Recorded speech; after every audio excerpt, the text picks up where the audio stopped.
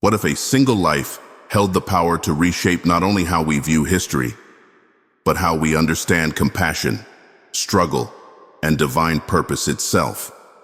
The life of Prophet Muhammad, peace and blessings be upon him, is often spoken of in broad strokes, painted with reverence or controversy, but rarely explored in the intimate moments that defined his journey as a human being chosen by God. Behind the sermons, behind the declarations and battles, there are moments, some miraculous, others deeply emotional, that show a man navigating fear, hope, love, and the weight of revelation. In this video, we won't just recount events. We'll walk through 10 stories that will challenge what you think you know about the Prophet. These stories are not just historical footnotes. They are powerful, soul-shifting glimpses into the heart of a man whose every step was watched by angels and shadowed by enemies, whose every word echoed in heaven and stirred the hearts of the poor, the powerful, the believers, and even the skeptics. You'll discover a man who prayed alone in a cave before the world knew his name, a man whose chest was physically opened and purified by an angel, a man who once walked invisibly through assassins sent to kill him. You'll meet the Prophet through the eyes of his companions, his enemies, the jinn, and even an assassin's horse stuck in divine sand. These aren't just stories, they're windows into the soul of a man whose life still shapes over 1 billion lives today. Whether you're Muslim, curious, or just hungry for deeper meaning, what you're about to hear may shift your perspective forever. This is not just a list of facts, it's a journey.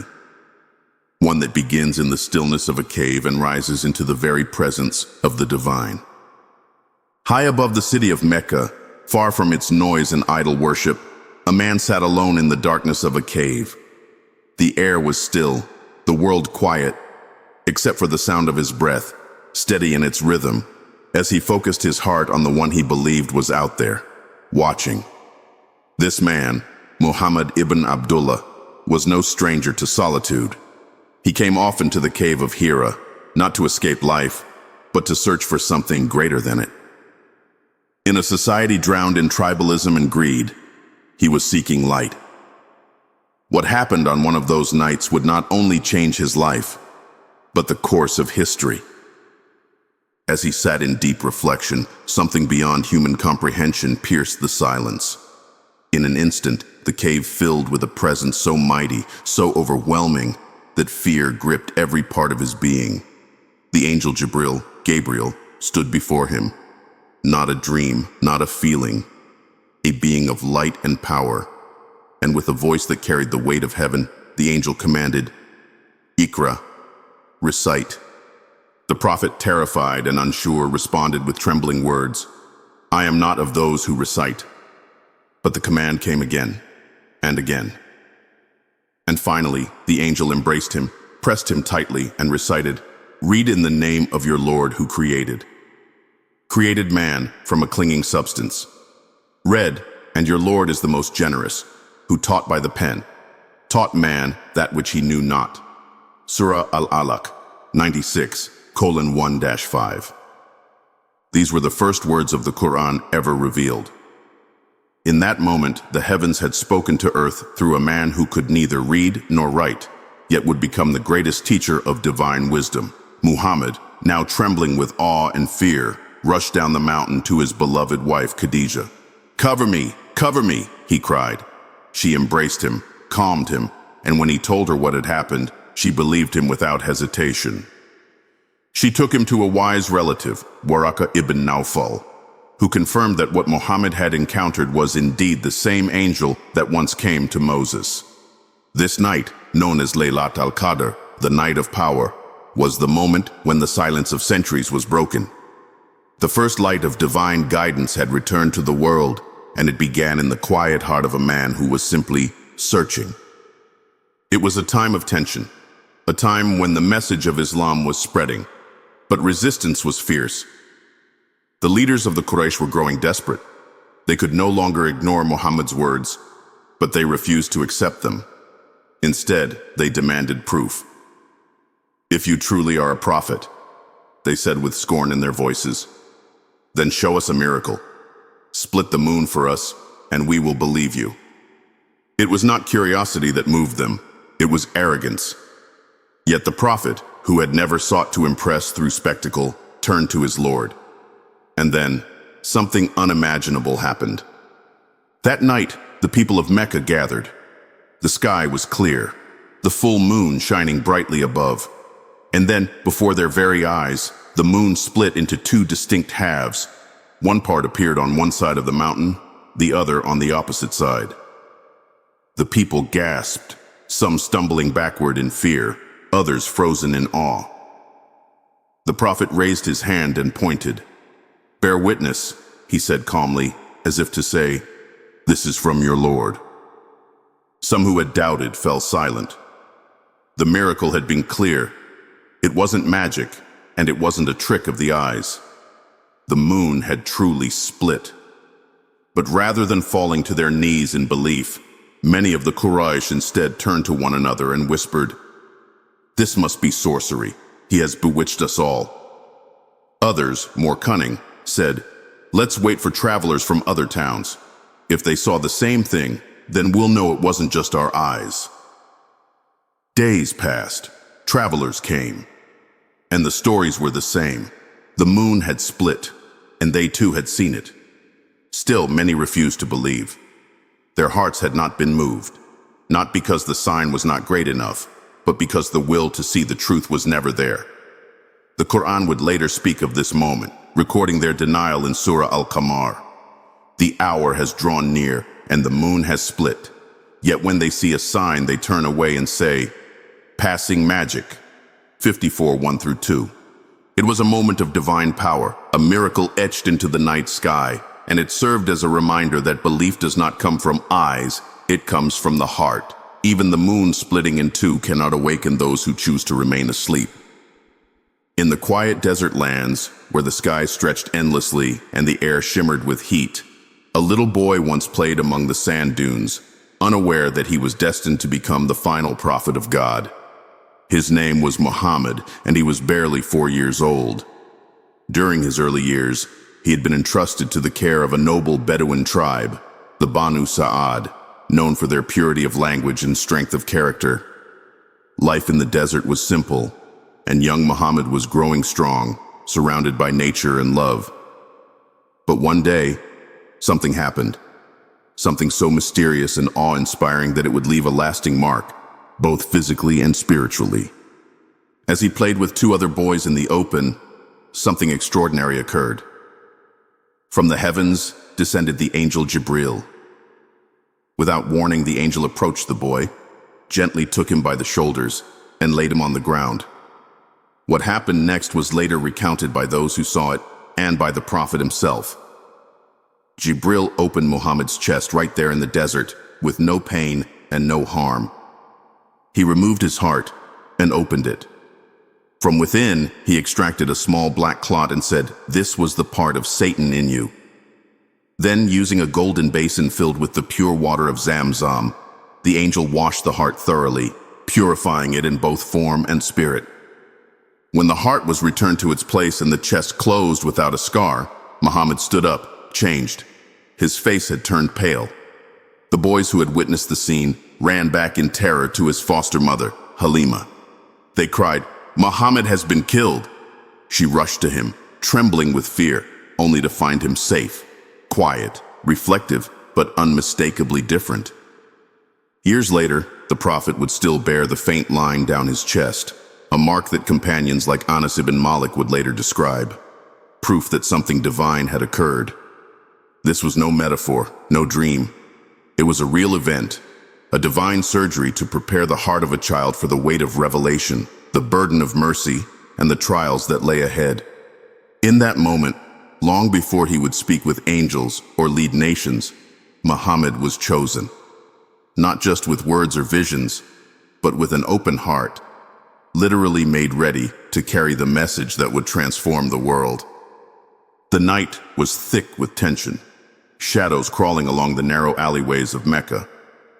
Inside a modest house, the Prophet Muhammad sat in quiet contemplation, fully aware of the danger closing in around him. The leaders of the Quraysh had made their decision. This time, it wouldn't be exile or ridicule. It would be death. Each tribe had sent a man, and together, they surrounded the prophet's home under the cover of night, swords hidden beneath their cloaks, eyes fixed on the door. Their plan was simple: strike him as one, and no single tribe would bear the blame. Inside, calm and trust in God filled the prophet's heart. He had made preparations to leave for Medina, where a new beginning awaited. But first, he had to escape the death trap laid outside. In a moment of profound faith, he turned to his young cousin, Ali ibn Abi Talib, and asked him to sleep in his bed, draped in the same green cloak. Ali agreed without hesitation, knowing the risk but understanding the importance of the mission. Then came the miracle. As the assassins waited, believing their prey to be asleep, the prophet opened the door and stepped outside. He walked calmly right past them, and not a single one saw him. Their eyes were open, their senses alert, but it was as if a veil had descended between them and the truth. The Quran would later echo this miracle, saying, "And we have put a barrier before them and a barrier behind them, and covered them so they do not see." Surah Yasin 36:9. This wasn't just an escape, it was a declaration that no plan, no force, no weapon can touch a soul protected by divine will. The prophet did not run. He walked away from death as if cloaked in light, invisible not by magic, but by the will of the one who controls all things. It was a moment of pure reliance on God, a moment that turned fear into serenity and danger into destiny. The desert sun bore down heavily on the land, its heat unforgiving, the dust rising with every step. The Prophet Muhammad and his companions, around 300 in number, had paused to rest at a place called Zarwa. It was the time for the afternoon prayer, and the believers, though weary from travel, began preparing for worship. But a problem quickly became clear. There was barely any water. In a land where every drop was precious, there wasn't enough for everyone to perform wudu, the ritual ablution required before prayer. A sense of unease began to ripple through the crowd. Some looked around anxiously, others scanned the horizon for a spring or even a trickle of water. But the earth was dry, cracked, and unyielding. Then the prophet, sensing their distress, called for what little water they could find. A small container was brought to him, not enough even for a handful of men, let alone hundreds. But the prophet, calm and assured, dipped his blessed hands into the vessel. What happened next left everyone stunned. From between his fingers, water began to flow, not drip, but flow, clear and abundant, like a spring emerging from the dry earth itself. Companion after companion came forward, cupping the water, washing their faces, arms, feet. Some watched in silent awe, others murmured praises to God as their hands met the miracle. Not one person was left without water. Not one was denied the chance to prepare themselves for the sacred act of prayer. This wasn't a display for wonder's sake. It was a moment of divine mercy, a reminder that where the prophet stood, the impossible became real, not through force, but through faith. The miracle echoed the legacy of other prophets, Moses drawing water from rock, Jesus healing with a touch, and in this act, Muhammad joined that sacred line, not to show his power, but to demonstrate that God's mercy reaches those who trust him. It was a small moment in the grand story of his life, but for those who witnessed it, it was unforgettable. A trickle that turned into abundance, a need that turned into a blessing. The desert stretched endlessly before them, its golden silence broken only by the soft thudding of hooves and the occasional whisper of wind. The Prophet Muhammad and his closest companion, Abu Bakr, were making their way to Medina. An escape not of fear, but of divine instruction. Behind them, however, rode danger. Among those sent to stop the Prophet's migration was a skilled tracker and fierce warrior named Suraka ibn Malik. Driven by the promise of reward from the Quraysh, Suraka pursued them with relentless speed, confident that two men in the desert could never outrun him. As Suraka spotted the faint shapes ahead, his heart raced with anticipation. But as he urged his horse forward, something strange occurred. The powerful animal, swift and sure-footed, suddenly faltered. Its legs began to sink into the sand, as though the desert itself was resisting the pursuit. Suraka dismounted and managed to free the horse, dismissing it as a momentary setback. Again he mounted, again he rode, and again the horse plunged into the sand, this time deeper, the earth clinging to its legs like a warning.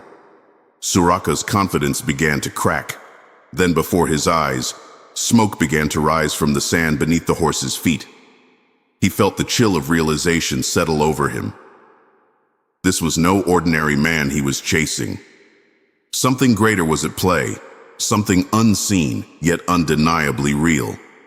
In that moment, Suraka understood that divine protection surrounded the prophet, shielding him from harm in ways that defied logic. He called out, pleading for peace. The prophet turned to him, his voice calm, without anger or fear, and assured him that no harm would come to him. In that exchange, Suraka's heart began to shift. He offered aid instead of aggression, guidance instead of violence. The very man he had sought to kill had shown him dignity, mercy, and something far more powerful than any sword: trust in God. Suraka would return to Mecca, not as a captor, but as a man humbled by a truth he could no longer deny. He had seen firsthand the hand of God in the sands of Arabia, and it changed him forever. Among the many relationships in the Prophet Muhammad's life, there was one that stood out not just for its closeness, but for its tenderness, playfulness, and spiritual depth. It was his marriage to Aisha bint Abu Bakr.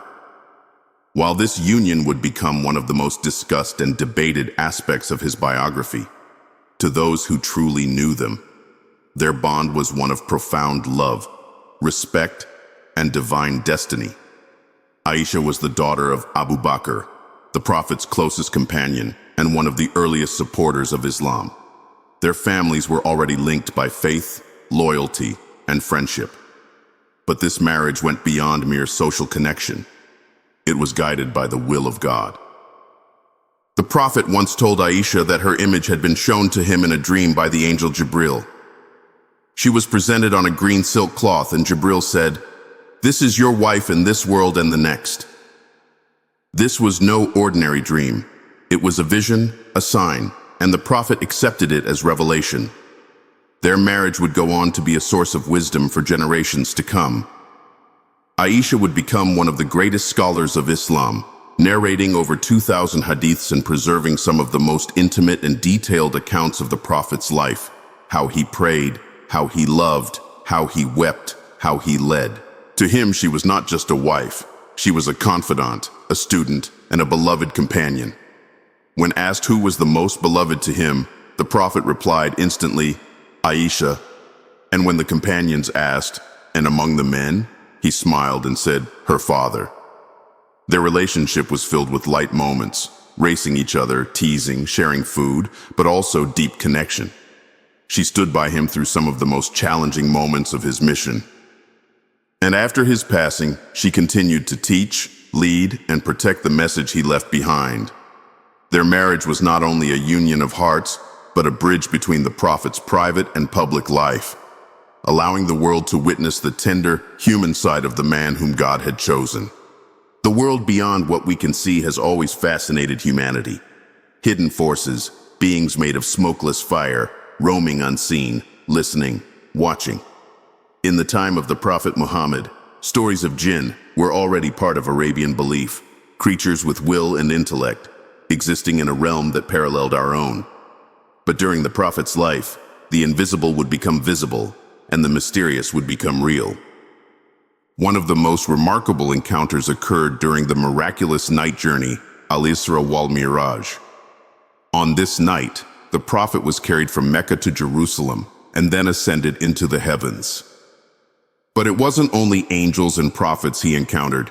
He also saw a jinn, one of the unseen beings, who appeared with a torch of fire in his hand, trailing the Prophet as he moved. Every time the Prophet glanced back, the jinn was still there, relentless and threatening. Fear might have gripped another man, but not Muhammad. The angel Jibril offered him divine protection through a special prayer. It was a supplication seeking refuge in Allah from all forms of wickedness, descending from the skies, rising from the earth, creeping through the day, and hiding in the night. Upon reciting it, the jinn vanished, his fire extinguished, his threat neutralized. But this was not the only encounter. One night, the Prophet recited the Quran aloud in prayer. Unknown to him at first, a group of jinn gathered nearby, listening intently to the words from heaven. They were moved. The Quran describes this moment in Surah Al-Jinn, saying that they listened and returned to their own kind, saying, "Indeed, we have heard a wondrous recitation." They believed and began to call others to faith.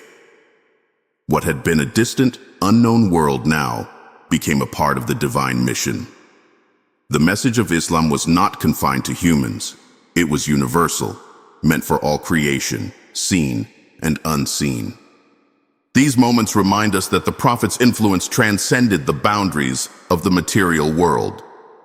His voice reached beyond deserts and cities, echoing into dimensions we cannot perceive. He was not only the messenger to mankind, but to the jinn as well, delivering truth to those whose eyes we cannot meet, but whose hearts, like ours, seek light. The winds of destiny stirred across the desert plains near a place called Badr, where a defining moment in the early history of Islam was about to unfold. The Prophet Muhammad and his followers, a small band of just over 300 men, found themselves facing an army of over 1,000 Quraysh warriors, armed, armored, and filled with rage. The Muslims were poorly equipped, outnumbered more than 3 to 1, and many had only a few swords and no horses. Yet they had something greater than steel or numbers. They had faith, unwavering and unshaken. This battle was not planned. The Muslims had set out to intercept a Qurayshi caravan, a simple maneuver to reclaim what had been stolen from them in Mecca. But instead, they were met by the full force of the Meccan army, determined to crush this new religion once and for all. The night before the battle, the Prophet prayed alone under the stars, lifting his hands to the heavens, tears in his eyes, pleading with God for victory, not for power or conquest, but to preserve the message. "O Allah," he cried, "if this small group of believers is destroyed, there will be no one left on earth to worship you." At dawn, the two forces met. Dust rose as the battle began, and though the Muslims were fewer, they fought with hearts that believed. The Quran would later speak of that day, saying that angels descended from the skies to aid the believers. It was not brute force that won the day, but divine help and relentless conviction. By the end, the Quraysh suffered a shocking defeat. 70 of their men were killed, 70 captured, and the rest fled. The Muslims, against all odds, stood victorious. This was more than a military win. It was a turning point. The Battle of Badr gave the fledgling Muslim community the courage to believe that God was with them, that their sacrifices were not in vain, and that justice, even when outnumbered and outarmed, could still prevail. It was a moment that transformed fear into strength, uncertainty into confidence, and a persecuted group into a rising nation of faith. In the quiet stillness of night, when the world lay wrapped in darkness and sleep, a divine summons reached the Prophet Muhammad. It was not a dream, nor a vision. It was a journey unlike any taken before, one that would stretch beyond the boundaries of time, space, and human comprehension. This was the night of Isra and Miraj, the miraculous journey in which the Prophet was carried from the sacred mosque in Mecca to the farthest mosque in Jerusalem, and from there ascended through the heavens. It began when the Prophet was awakened by the angel Jibril, who brought with him a heavenly steed named Burak, faster than lightning yet gentle beneath the Prophet's feet. In an instant, they crossed the vast lands between Mecca and Jerusalem. Upon arriving at Al-Aqsa, the Prophet found a gathering of the previous prophets, Moses, Jesus, Abraham, and others, waiting for him. He led them in prayer, a silent testament to his role as the final messenger in a long chain of prophecy. Then came the ascension, the Miraj. Layer by layer, he was taken up through the 7 heavens. In each realm, he met prophets of old. Adam in the first heaven, then John the Baptist and Jesus, then Joseph, then Idris, followed by Aaron, Moses, and Abraham. Each greeted him with peace. Each recognized him. Each welcomed him as the awaited one. The higher he went, the more radiant the light became, the more overwhelming the serenity. Finally, he reached a place no other soul had ever reached, Sidrat al-Muntaha, the Lote tree of the utmost boundary. Beyond this, even Jibril could not pass. The prophet continued alone, reaching a space so close to the divine presence that he could hear the pens recording the destinies of all creation. Yet, even in this moment of unimaginable proximity to God, he did not forget his people. He was given the gift of prayer, 50 daily prayers, later reduced to 5, still carrying the reward of 50. A gift born in the heavens, delivered to earth through love. He returned to Mecca before dawn, the entire journey taking place in a single night. To the skeptics, it was impossible. But to the believers, it was a confirmation of the unseen, a glimpse into the sacred world beyond ours. And for the prophet, it was both a divine honor and a heavy responsibility to carry the light of that night into the hearts of a waiting world. In these 10 stories, we've seen glimpses of a life unlike any other, a life that was chosen, tested, and illuminated by the touch of the divine. From the solitude of a cave where the first words of revelation descended, to the majestic journey beyond the stars during the night of ascension, Prophet Muhammad's story is not just one of faith, it is one of profound humanity. He was the man who wept in prayer for his people, who walked calmly past assassins with divine protection, who forgave those who once wished him dead, and who loved with a tenderness that echoed through every relationship he held. Each of these stories reveals not only miracles, but moments of mercy, moments of courage, and moments that invite reflection. They show us that this was not merely a historical figure, but a man who carried the weight of a message meant to heal the world. A man who touched the lives of the unseen and the seen alike. To know the prophet is to understand that Islam is more than rules or rituals. It is a living, breathing example of compassion, justice, and connection to the Creator. And through these moments, we are offered a new lens, a chance to see his life not only with awe, but with love.